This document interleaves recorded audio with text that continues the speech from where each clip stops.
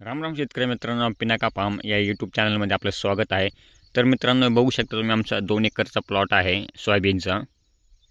यामध्ये आम्ही तुरीचे पाटे मिक्स केलेले आहेत। बघू शकता 4 तासाच्या नंतर एक तुरीचा पाटा आहे। तर बघू शकता एकदम चांगला असा हिरवा डार्क कलर आहे आणि जवळपास सगळ्या झाडांना हे बघू शकता असं वाद्या लागायला सुरुवात झालेली आहे। हे बघू शकता आता सध्या फुलं गळती होऊन आता वाद्या लागायला सुरुवात झालेली आहे। हे बघा एकदम बुडापासून वाद्या लागायला सुरुवात झालेली आहे। बूड ते शेंडा हे बघू शकता, शेंड्यापर्यंत सगळं वाद्या लागायला सुरुवात झालेली आहे आणि सगळं झाड बघू शकता वाढ पण एकदम मीडियम आहे, जास्तही नाही आणि लय कमीही नाही। हे बघू शकता सगळ्या झाडांना वाद्या लागायला सुरुवात झालेली आहे। काही ठिकाणी पापड्यासुद्धा लागलेले आहेत। हे बघा आणि कुठेही तुम्हाला असं पिवळं झाड वगैरे असं दिसणार नाही। हे बघा सगळं एकदम डार्क कलर आहे आणि हे जे पिवळं दिसतंय ते तुरीचे पाटे आहेत, नाही तर ते म्हणता तुम्ही ते सुद्धा झाडं पिवळे पडलेले आहेत।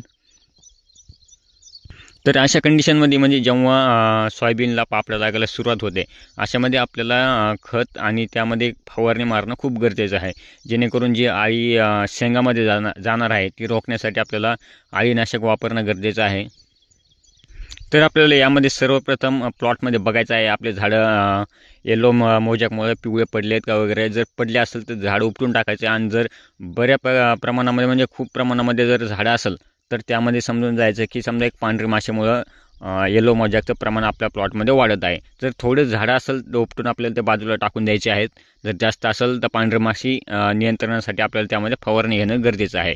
तर यामध्ये आपल्याला सर्वप्रथम आळीनाशक म्हणून त्यामध्ये एक तुम्ही प्रोपेक्स वापरू शकता, आलिका वापरू शकता, ॲम्प्लिगो वापरू शकता, कोणतेही एखादं त्यामध्ये वापरू शकता। प्रोपेक्स वापरताना बऱ्याचशा जणांचं म्हणणं असतं की आळी जर जास्त असेल तर आपण प्रमाणसुद्धा जास्त वापरू, असं करू नका। जास्तीत जास्त 25 ते 30 ml तुम्ही वापरा, कारण की जास्त वापरल्याने झाडाची जी पानं आहेत ते एकदम जरगट होऊन जातात। त्यामुळे आपल्याला मीडियममध्येच वापरायचं आहे, म्हणजे 25 ते 30 ml मध्ये। तर त्यामध्ये आपल्याला या अशा जेव्हा पापड्या लागायला सुरुवात होतात पापड्या भरण्यासाठी आपल्याला त्यामध्ये खत वापरणं खूप गरजेचं आहे। तर त्यामध्ये आपण 05234 हे खत वापरायचं आहे, जेणेकरून झाडाला मायक्रोन्यूट्रिएंट भेटतील आणि पापड्या भरायला मदत होईल। जर पापड्या समजा दाणा जर भरला चांगल्या प्रकारे तर आपल्या त्यामध्ये उत्पादन वाढण्यासाठी खूप चांगली मदत होते। आणि त्यासोबतच आपल्याला बुरशीनाशक वापरणं पण गरजेचं आहे, जेणेकरून असं ढगाळ वातावरणामध्ये झाडाच्या जे शेंग आहेत त्याला बुरशी लागू नये म्हणून आपल्याला बुरशीनाशक वापरणं गरजेचं आहे। कारण की सध्या बऱ्यापैकी सोयाबीनची वाढ झालेली आहे, सगळे झाडं असं एकमेकांमध्ये दाटून गेलेले आहेत। तर त्यामध्ये आपल्याला ही जी शेंग आहे ही नंतर शेंग वाढल्यानंतर काळी पडून जाते। तर त्यासाठी आपल्याला बुरशीनाशक वापरणं पण गरजेचं आहे। त्यामध्ये एखादं साधं तुम्ही कोणतेही वापरू शकता, साप वगैरे M85 असं तुम्ही कोणतेही एक बुरशीनाशक त्यामध्ये घ्या। आणि फवारणी करण्याच्या अगोदर तुम्ही प्लॉटमध्ये फिरून बघा, जर पांढरी माशीचा जास्त जर प्रभाव असेल तर तुम्ही त्यामध्ये एक टाटाचा आशा टाप आहे, त्यामध्ये एसेपेट हा घटक आहे, ते तुम्ही वापरू शकता। जर जास्त जर पांढरी माशी असेल तर जर थोडे प्रमाणामध्ये 10-12 झाडं असेल तर तुम्ही उपटून ते बाजूला टाकू शकता, जेणेकरून तीच पांढरी माशी दुसऱ्या झाडावर बसल्यानंतर ते पण झाडं तसं पिवळं व्हायला सुरुवात होते। त्यामुळे थोडे असेल तर उपटून बाजूला फेकून द्यायचे आहे। जर जास्त प्रमाणात असेल तर त्यामध्ये तुम्ही पांढऱ्या माशीसाठी ॲसेपेट वगैरे असे बरेचसे मार्केटमध्ये आहेत, त्यामध्ये फवारणीमध्ये घेऊ शकता।